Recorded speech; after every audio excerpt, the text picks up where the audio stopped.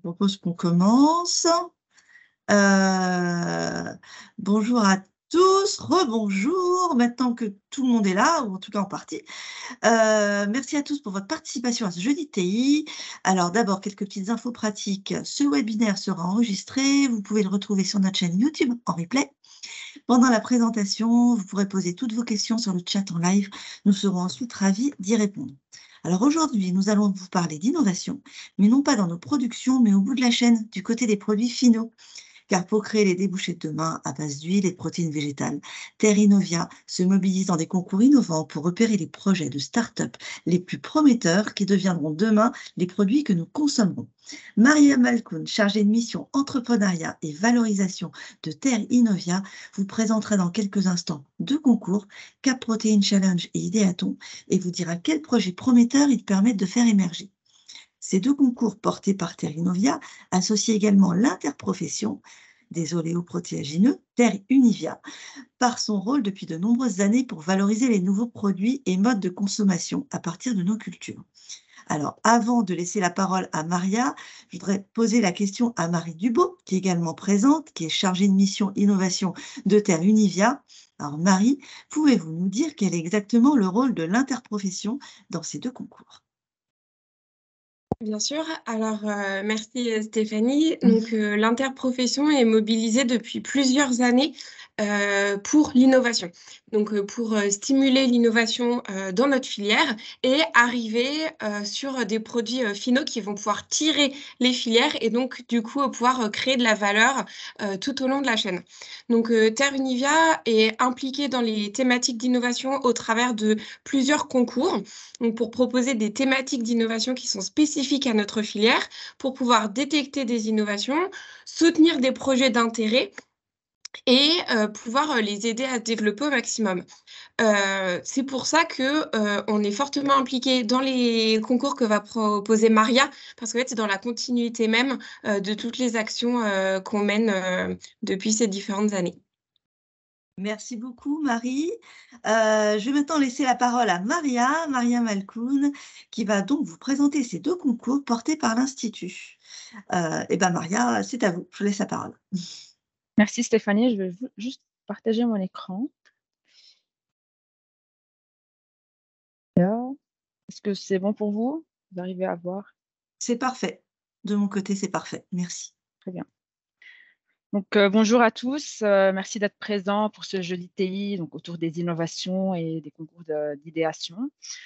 Juste quelques mots sur la raison pour laquelle donc, on présente les deux concours qu'on a organisés dans le cadre de Cap Protéines. En fait, c'est surtout pour mettre en relation nos cultures avec l'aval et dire que la consommation de produits finis, elle est finalement au cœur de l'innovation. Que l'innovation, elle n'est pas uniquement centrée sur le terrain, mais aussi auprès des consommateurs et des différents acteurs de nos filières, de l'amont à l'aval. D'autant plus que les pouvoirs publics mettent en place et financent des projets en fait comme le Cap Protéines, afin de mettre en exergue l'importance des légumineuses, que ce soit au plan environnemental, sociétal ou économique. Donc, notre objectif, donc à travers les concours que je vais vous présenter, c'est d'avoir un impact positif direct dans le quotidien des consommateurs et tout ça dans une perspective de stimulation des innovations et de l'émergence de nouvelles startups. Tout d'abord, le Cap Protein Challenge, le premier concours que je vais vous présenter. Qu'est-ce que c'est? En fait, c'est un concours d'idéation qui challenge les participants à proposer en fait, des idées pour améliorer la production nationale des cultures riches en protéines, d'une part, et d'autre part, de favoriser leur utilisation en alimentation humaine. Ce concours, on l'organise en partenariat avec différents instituts techniques, à savoir l'ITERG, le CTCPA, et également donc, Terre Univia, la Fondation Avril et Manger du Sens. Nous avons organisé la première édition en 2021, où nous avons ciblé uniquement les étudiants, notamment d'écoles d'ingénieurs, des universités et des lycées agricoles. Et nous avons lancé la deuxième édition en septembre 2022, nous avons décidé d'élargir la cible. En plus des étudiants, on a ciblé des agriculteurs, des techniciens, des conseillers, des entrepreneurs, etc. Et en fait, ce concours, il s'étale sur toute l'année et il est caractérisé par une phase de mentorat où les projets, donc en fait les équipes finalistes sont accompagnées par des experts des différents instituts techniques qui font partie du consortium pour en fait aider les participants à maturer leurs projets et à pitcher leurs idées pendant la finale. Donc, pour la deuxième édition, ça aura lieu le 10 mai à Paris.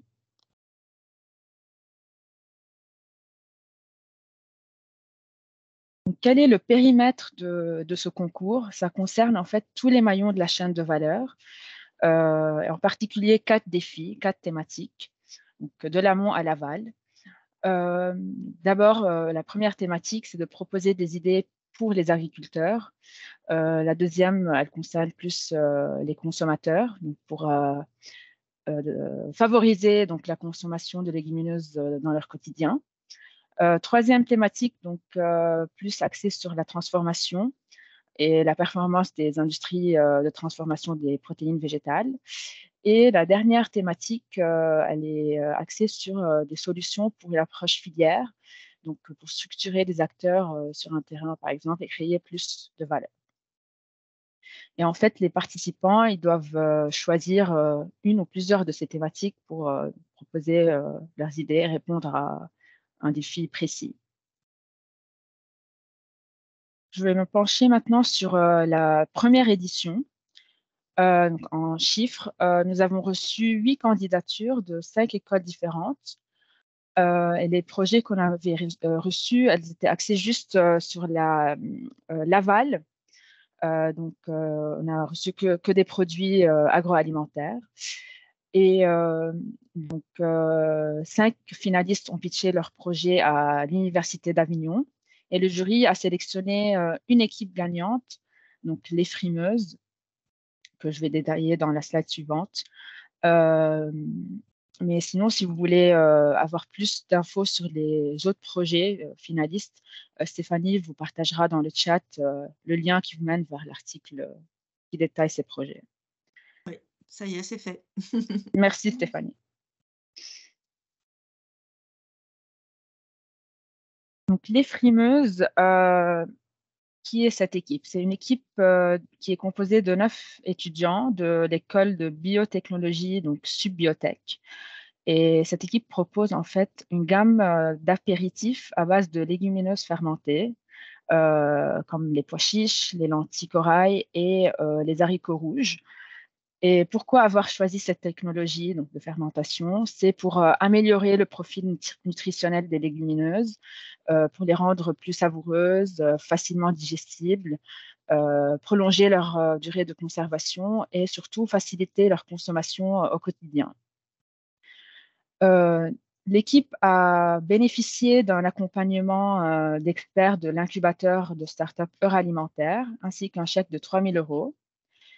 Et donc, ils ont été accompagnés tout au long du concours pendant la phase de mentorat dont je vous ai parlé au début. Et donc, le mentorat leur a apporté beaucoup de valeur ajoutée pour donc, concrétiser leur projet. Deux des étudiantes ont décidé de se lancer dans l'entrepreneuriat et continuer l'aventure et elles sont en train de monter leur entreprise actuellement. Donc, voilà un exemple de concrétisation. C'est vraiment la plus-value du concours. On ne voulait pas uniquement juste avoir des idées qui émergent sans les valoriser. Donc, c'est vraiment un signe de réussite du concours. La deuxième édition, elle est en cours. On l'a lancée donc, en septembre 2022. Et cette fois, on a décidé d'élargir la cible pour avoir plus de projets donc, qui touchent à toutes les thématiques. Effectivement, nous avons reçu 28 candidatures qui répondent aux 4 thématiques que je vous ai présentées avant. Et 6 équipes ont été sélectionnées pour la finale qui aura lieu donc, à Paris le 10 mai prochain. Si vous avez envie de découvrir l'intégralité des projets, Stéphanie vous enverra aussi un lien dans le chat. Mais je vais faire un focus sur deux projets en particulier. D'abord, le projet Alléloprot.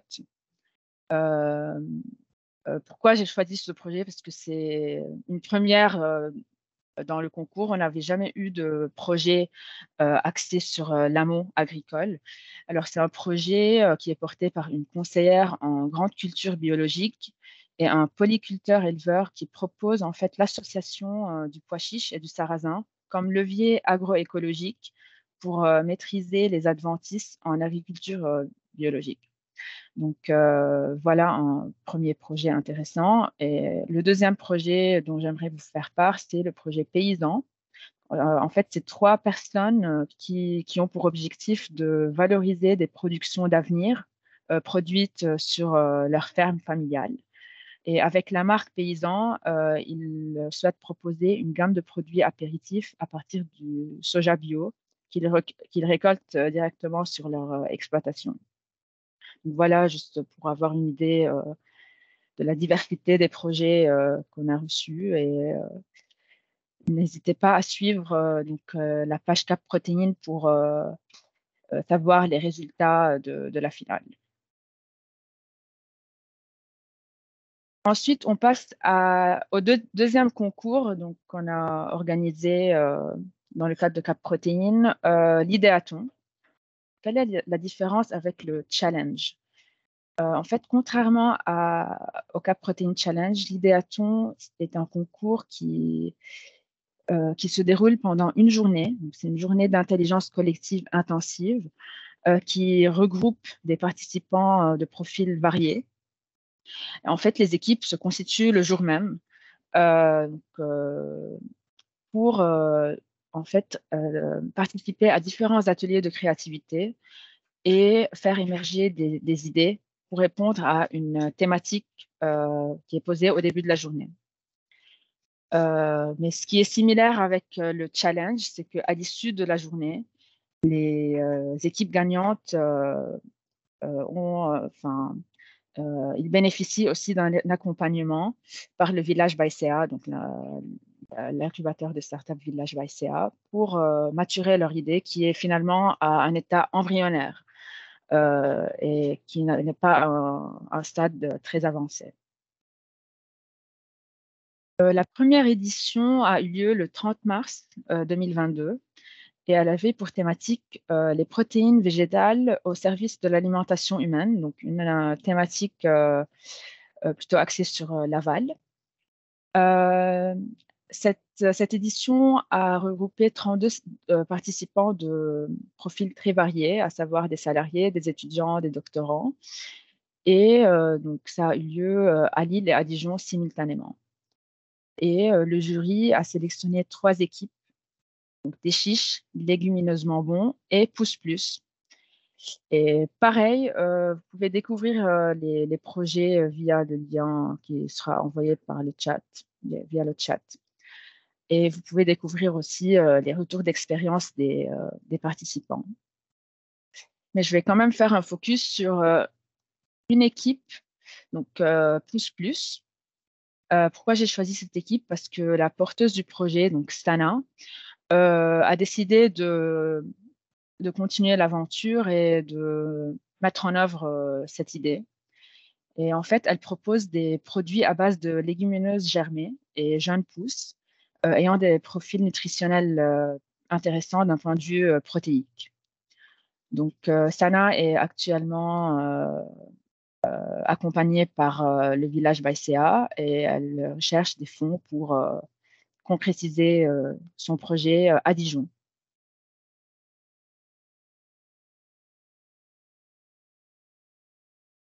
Et enfin, donc la deuxième édition, on l'a organisée en décembre 2022 à Paris. Elle a pour thématique, c'est une thématique un peu plus large où on voulait avoir plus de projets axés sur l'amont également. Stéphanie vous enverra aussi un 4e lien qui vous mène vers le détail des projets, donc les quatre équipes qui ont pitché. Mais les deux équipes qui ont remporté le premier prix, c'est d'abord Shiva, donc c'est une équipe de 4 étudiantes et d'une chargée de mission chez Terinovia qui propose un tiers-lieu, une zone de convivialité qui allie restauration, bar, événements et épicerie locale. Et l'idée, en fait, c'est de permettre aux consommateurs de découvrir des légumineuses au travers d'événements et d'activités de collaboration avec les producteurs et tous les acteurs de la filière. Voilà, ensuite, donc, le deuxième projet lauréat, c'est Graines gourmandes. C'est une équipe d'étudiants et d'un doctorant de Subbiotech et qui propose donc de développer des produits alimentaires intermédiaires à base d'oléagineux fermentés qui ont un apport nutritif intéressant. Et c'est en fait pour substituer les additifs par des produits plus naturels. C'est une aide culinaire sous forme de pâte et qui a des propriétés texturantes et d'exhausteur de goût. Et pourquoi avoir choisi la fermentation? C'est pour en fait gommer le goût végétal des légumineuses, apporter plus de vitamines et augmenter la durée de vie des produits finis. Donc voilà les deux projets qui ont remporté le premier prix. Et Shiva, en fait, actuellement, elle est accompagnée par le village Baïséa pour mettre en place un atelier de prototype pour tester le concept.